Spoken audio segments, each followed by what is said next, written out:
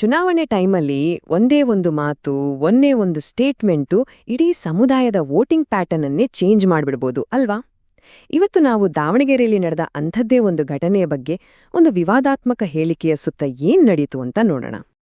ನೋಡಿ, ಆ ಹೇಳಿಕೆ ಇದಾಗಿತ್ತು: ದಾಡಿ ಇರುವವರು, ಟೋಪಿ ಹಾಕೊಂಡವರೆಲ್ಲ ದೊಡ್ಡ ಮುಸ್ಲಿಂ ಲೀಡರ್ ಅಂತ ಒಪ್ಪಿಕೊಳ್ಳಬೇಡಿ. ಕೇಳೋಕೆ ಇದೊಂದು ಸಾಮಾನ್ಯ ಟೀಕೆ ತರ ಅನಿಸಬಹುದು, ಆದ್ರೆ ಈ ಒಂದು ಮಾತು ಸೃಷ್ಟಿ ಮಾಡಿದ ರಾಜಕೀಯ ಬಿರುಗಾಳಿ ಮಾತ್ರ ಸಣ್ಣದಲ್ಲ. ಇದರ ಹಿನ್ನೆಲೆಯೇನು, ಯಾಕಿಷ್ಟು ವಿವಾದ ಆಯಿತು, ಬನ್ನಿ ಒಂದೊಂದಾಗಿ ನೋಡೋಣ. ಸರಿ, ಹಾಗಾದ್ರೆ ಈ ಮಾತು ಬಂದಿದ್ದಾದ್ರೂ ಎಲ್ಲಿಂದ, ಯಾರ್ ಹೇಳ್ದು, ಯಾವ ಸಂದರ್ಭದಲ್ಲಿ? ಮೊದಲು ಇದರ ಮೂಲಕ್ಕೆ ಹೋಗೋಣ. ಆಗ ನಡೀತಾ ಇದ್ದಿದ್ದು ದಾವಣಗೆರೆ ದಕ್ಷಿಣ ವಿಧಾನಸಭಾ ಕ್ಷೇತ್ರದ ಬೈ ಎಲೆಕ್ಷನ್, ಅಂದ್ರೆ ರಾಜಕೀಯ ಚಟುವಟಿಕೆಗಳು, ಪ್ರಚಾರ ಎಲ್ಲವೂ ಪೀಕ್ನಲ್ಲಿದ್ದ ಸಮಯ. ಅಂತಹ ಒಂದು ಕ್ರಿಟಿಕಲ್ ಟೈಮ್ನಲ್ಲಿ ಈ ಹೇಳಿಕೆ ಹೊರಬಂದಿದ್ದು, ಇದು ವಿವಾದಕ್ಕೆ ಇನ್ನಷ್ಟು ತುಪ್ಪ ಸುರಿದಾಗಾಯಿತು. ಈ ಹೇಳಿಕೆ ಕೇವಲ ಒಂದು ಪೊಲಿಟಿಕಲ್ ಕಾಂಟ್ರವರ್ಸಿಯಾಗಿ ನಿಲ್ಲಲಿಲ್ಲ, ಇದನ್ನ ಒಂದು ಸಮುದಾಯದ ಅಸ್ಮಿತೆ ಅಂದ್ರೆ ಅವರ ಐಡೆಂಟಿಟಿ ಮೇಲಿನ ಅಟ್ಯಾಕ್ ಅಂತ ಯಾಕೆ ನೋಡಲಾಯಿತು, ಅದನ್ನ ಸ್ವಲ್ಪ ಆಳವಾಗಿ ಅರ್ಥ ಮಾಡ್ಕೊಳ್ಳೋಣ. ನೋಡಿ, ಅಸ್ಮಿತೆ ಅನ್ನೋ ಪದ ಇಲ್ಲಿ ಬಹಳ ಮುಖ್ಯ. ಯಾಕಂದ್ರೆ ಈ ಸ್ಟೇಟ್ಮೆಂಟ್ನ ಕೇವಲ ಯಾರೋ ಒಬ್ಬ ವ್ಯಕ್ತಿಗೆ ಮಾಡಿದ ಟೀಕೆ ಅಂತ ನೋಡ್ಲಿಲ್ಲ, ಬದಲಿಗೆ ಇದು ಇಡೀ ಮುಸ್ಲಿಂ ಸಮುದಾಯದ ಧಾರ್ಮಿಕ ಮತ್ತು ಸಾಂಸ್ಕೃತಿಕ ಗುರುತಿನ ಮೇಲೆ ಮಾಡಿರೋ ನೇರ ದಾಳಿ ಅಂತಾನೆ ಭಾವಿಸನಾಯ್ತು. ಇದಕ್ಕೆ ಕಾರಣ ಏನು ಅಂದ್ರೆ ಸುನ್ನತ್ ಅಂದ್ರೆ ಪ್ರವಾದಿಯವರ ಸಂಪ್ರದಾಯಗಳು. ಇದರ ಪ್ರಕಾರ ದಾಡಿ ಮತ್ತು ಟೋಪಿ ಅನ್ನೋದು ಕೇವಲ ಒಂದು ಡ್ರೆಸ್ ಕೋಡ್ ಅಲ್ಲ, ಅದು ಅವರ ಧಾರ್ಮಿಕ ನಂಬಿಕೆಯ ಒಂದು ಪ್ರಮುಖ ಭಾಗ. ಹಾಗಾಗಿ ಅದನ್ನ ಗೇಲಿ ಮಾಡೋದು ಅಂದ್ರೆ ಅದು ಇಡೀ ಧರ್ಮಕ್ಕೆ ಅವಮಾನ ಮಾಡಿದ ಹಾಗೆ ಅನ್ನೋ ವಾದ ಶುರುವಾಯಿತು. ಇಲ್ಲಿ ಅತಿದೊಡ್ಡ ವಿಪರ್ಯಾಸ ಅಂದ್ರೆ ಈ ಮಾತನ್ನ ಹೇಳಿದ್ದು ಬೇರೆ ಯಾರೂ ಅಲ್ಲ, ಅದೇ ಸಮುದಾಯಕ್ಕೆ ಸೇರಿದ ಒಬ್ಬ ರಾಜಕಾರಣಿ. ಇದು ಆ ಸಮುದಾಯದ ಜನರಲ್ಲಿ ಒಂದು ರೀತಿ ನಂಬಿಕೆ ದ್ರೋಹದ ಭಾವನೆಯನ್ನ ಹುಟ್ಟಿಸ್ಬಿಡ್ತು. ನೋಡಿ, ಇದರಿಂದ ನೋವು ಡಬಲ್ ಆಯ್ತು. ಸರಿ, ಇಷ್ಟೆಲ್ಲ ಆದ್ಮೇಲೆ ಆ ಸಮುದಾಯ ಸುಮ್ನೆ ಕೂತ್ಕೊಳ್ತಾ, ಇಲ್ಲ, ಖಂಡಿತ ಇಲ್ಲ, ನಾವು ಕೇವಲ ವೋಟ್ ಬ್ಯಾಂಕ್ ಅಲ್ಲ ಅಂತ ತಮ್ಮ ರಾಜಕೀಯ ಶಕ್ತಿಯನ್ನ ಹೇಗೆ ತೋರ್ಸಿದ್ರು ಅದನ್ನೋಡೋಣ ಬನ್ನಿ. ಆಗ ಹುಟ್ಟುಕೊಂಡಿದ್ದೇ ಈ ಘೋಷಣೆ: ಮುಸಲ್ಮಾನರು ಕೇವಲ ಕಾಂಗ್ರೆಸ್ಸಿನ ವೋಟ್ ಬ್ಯಾಂಕ್ ಅಲ್ಲ. ಇದು ಇಡೀ ಚರ್ಚೆಗೆ ಒಂದು ಹೊಸ ತಿರುವು ಕೊಡ್ತು.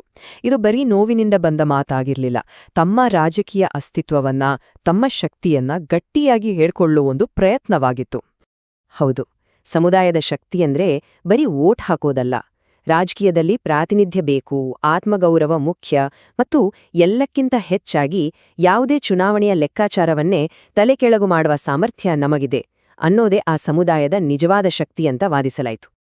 ಇನ್ನೊಂದು ಪ್ರಮುಖ ವಾದ ಏನಪ್ಪಾ ಅಂದ್ರೆ, ಈ ಹೇಳಿಕೆ ಆ ರಾಜಕಾರಣಿಯೊಬ್ಬರ ವೈಯಕ್ತಿಕ ಅಭಿಪ್ರಾಯ ಅಲ್ಲ, ಬದಲಿಗೆ ಇದು ಮುಸ್ಲಿಮರ ಬಗ್ಗೆ ಕಾಂಗ್ರೆಸ್ ಪಕ್ಷಕ್ಕೆ ಇರೋ ಒಳಗಿನ ಮನಸ್ಥಿತಿಯನ್ನ ಬಯಲು ಮಾಡಿದೆ ಅಂತ ಹೇಳಲಾಯಿತು. ಅಂದ್ರೆ ಇದು ಸುಮ್ನೆ ಬಾಯ್ತಪ್ಪಿ ಬಂದ ಮಾತಲ್ಲ, ಇದರ ಹಿಂದೆ ಒಂದು ರಾಜಕೀಯ ತಂತ್ರವೇ ಇದೆ ಅನ್ನೋ ಅಭಿಪ್ರಾಯಗಳು ಕೇಳಿಬಂತು. ಇಲ್ಲಿ ಒಂದು ತುಂಬಾನೇ ಇಂಟ್ರೆಸ್ಟಿಂಗ್ ವಾದವನ್ನ ಮುಂದಿಡ್ಲಾಗುತ್ತೆ.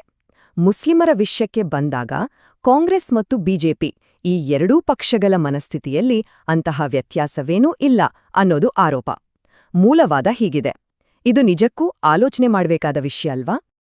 ಹಾಗಾದ್ರೆ ಈ ಎಲ್ಲಾ ಅವಮಾನ, ಆರೋಪಗಳಿಗೆ ಆ ಸಮುದಾಯದ ರಿಯಾಕ್ಷನ್ ಹೇಗಿತ್ತು? ಇದಕ್ಕೆ ರಾಜಕೀಯವಾಗಿ ಒಂದು ಉತ್ತರ ಕೊಡಲೇಬೇಕಲ್ಲ.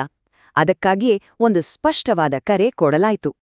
ಆ ಕರೆ ಏನಾಗಿತ್ತು ಅಂದ್ರೆ, ಬರ್ತಾ ಇರೋ ಬೈ ಎಲೆಕ್ಷನ್ನಲ್ಲಿ ಕಾಂಗ್ರೆಸ್ ಪಕ್ಷಕ್ಕೆ ಒಂದು ತಕ್ಕ ಪಾಠ ಕಲಿಸ್ಬೇಕು ಅನ್ನೋದು. ಅಂದ್ರೆ ತಮ್ಮ ಅಸಮಾಧಾನವನ್ನ, ತಮ್ಮ ಶಕ್ತಿಯನ್ನ ವೋಟಿಂಗ್ ಮೂಲಕವೇ ತೋರ್ಸ್ಬೇಕು ಅನ್ನೋ ನಿರ್ಧಾರಕ್ಕೆ ಬರಲಾಯಿತು. ಇದನ್ನ ಮಾಡೋಕೆ ಒಂದು 2 ಸ್ಟೆಪ್ ಪ್ಲಾನ್ ಕೂಡ ರೆಡಿಯಾಯಿತು. ಸ್ಟೆಪ್ 1, ಇಡೀ ಮುಸ್ಲಿಂ ಸಮುದಾಯ ಮೊದಲು ಒಂದಾಗ್ಬೇಕು. ಸ್ಟೆಪ್ 2, ಆ ಒಗ್ಗಟ್ಟನ್ನ ವೋಟಿಂಗ್ ದಿನ ಸಾಮೂಹಿಕವಾಗಿ ಮತ ಚಲಾಯಿಸೋ ಮೂಲಕ ಇಡೀ ರಾಜ್ಯಕ್ಕೆ ತೋರಿಸ್ಬೇಕು. ಕೊನೆಯದಾಗಿ ಈ ಇಡೀ ಘಟನೆ ನಮ್ಮೆಲ್ಲರ ಮುಂದೊಂದು ದೊಡ್ಡ ಪ್ರಶ್ನೆಯನ್ನ ಇಡುತ್ತೆ. ರಾಜಕೀಯ ನಾಯಕರ ಮಾತುಗಳು ಒಂದು ಸಮುದಾಯದ ಅಸ್ಮಿತೆ ಮೇಲೆ, ಅವರ ವೋಟಿಂಗ್ ನಿರ್ಧಾರಗಳ ಮೇಲೆ ಎಷ್ಟರ ಮಟ್ಟಿಗೆ ಪರಿಣಾಮ ಬೀರಬಹುದು? ನಮ್ಮ ಪ್ರಜಾಪ್ರಭುತ್ವದಲ್ಲಿ ಐಡೆಂಟಿಟಿ ಪಾಲಿಟಿಕ್ಸ್ಗೆ ನಿಜಕ್ಕೂ ಯಾವ ಸ್ಥಾನವಿದೆ? ಇದು ನಾವೆಲ್ಲರೂ ಯೋಚಿಸಬೇಕಾದ ವಿಷಯ. ನಾವು ಕೇವಲ ಚುನಾವಣೆಯನ್ನು ಗೆಲ್ಲಬೇಕಿಲ್ಲ, ನಾವು ನಮ್ಮ ಭವಿಷ್ಯವನ್ನು ಗೆಲ್ಲಬೇಕು. ಯುನೈಟೆಡ್ ಉಮ್ಮಹ್ ಇಂಡಿಯಾ ಚಾನೆಲ್ ಸಮಾಜದ ಸಾಮಾಜಿಕ, ಆರ್ಥಿಕ, ರಾಜಕೀಯ ಜಾಗೃತಿಗಾಗಿ ಕಾರ್ಯನಿರ್ವಹಿಸುತ್ತಿದೆ. ನಮ್ಮ ಸಮುದಾಯದ ಶಿಕ್ಷಣ, ಉದ್ಯೋಗ, ನಾಯಕತ್ವ ಮತ್ತು ಅಭಿವೃದ್ಧಿಗಾಗಿ ಈ ವಿಡಿಯೋಗೆ ಲೈಕ್ ಮಾಡಿ.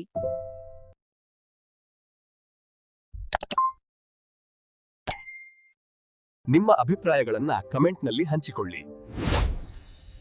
ಸ್ನೇಹಿತರು ಮತ್ತು ಕುಟುಂಬದವರೊಂದಿಗೆ ಶೇರ್ ಮಾಡಿ ಹಾಗೂ ನಮ್ಮ ಚಾನೆಲ್ ಅನ್ನು ಸಬ್ಸ್ಕ್ರೈಬ್ ಮಾಡಿ.